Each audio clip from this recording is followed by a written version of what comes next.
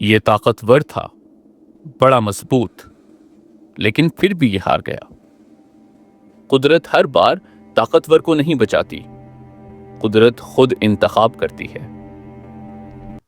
Natural selection کا مطلب ہے وہ خاص خوبیاں جو کسی جاندار کو زندہ رہنے اور اپنی نسل آگے بڑھانے میں مدد دیں، وہ وقت کے ساتھ بڑھ جاتی ہیں۔ یاد رکھیں، کوئی ایک جانور ایوالو نہیں کرتا، ایوولوشن پوری پاپولیشن میں ہوتی ہے۔ قدرت میں کوئی بھی دو جاندار بالکل ایک جیسے نہیں ہوتے، کسی کا رنگ مختلف، کسی کا قد، کسی کی رفتار، اور اس فرق کو ویریشن کہتے ہیں۔ یہ فرق، یہ خوبیاں، یہ ٹریٹس والدین سے بچوں میں منتقل ہوتی ہیں۔ اس عمل کو ہیریڈیٹی کہتے ہیں۔ قدرت ہمیشہ ضرورت سے زیادہ پاپولیشن جنریٹ کرواتی ہے، لیکن خوراک، جگہ اور وسائل محدود ہوتے ہیں، اس لیے ہر کوئی زندہ نہیں رہ سکتا۔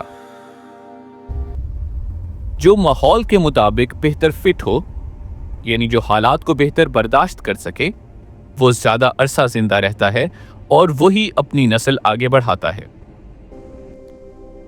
انگلینڈ میں ایک وقت تھا جب درخت صاف تھے تو ہلکے رنگ کے موت یعنی پروانے آسانی سے ان میں چھپ جاتے تھے۔ پھر ماحول بدلا، درخت سیاہ ہو گئے، اب فائدہ کالے رنگ کے پروانوں کو تھا۔ اہم بات یہ ہے کہ پروانوں نے خود کو نہیں بدلا، ماحول نے انہیں بدلنے پر مجبور کیا۔ نیچرل سلیکشن ہمیشہ ایک ہی راستہ نہیں چنتی۔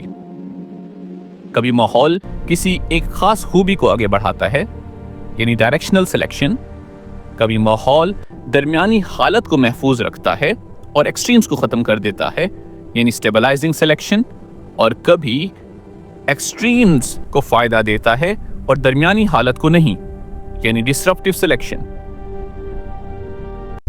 بیکٹیریا کا ریزسٹنٹ ہو جانا، وائرس کا بدل جانا، یہ سب نیچرل سلیکشن ہے۔ قدرت کا ایک اصول ہے، وہ مضبوط کو نہیں چنتی، وہ مناسب کو چنتی ہے۔ اگر بائیولوجی آپ کو مشکل لگتی ہے تو بائیولوجی آسان آپ کے لیے ہے۔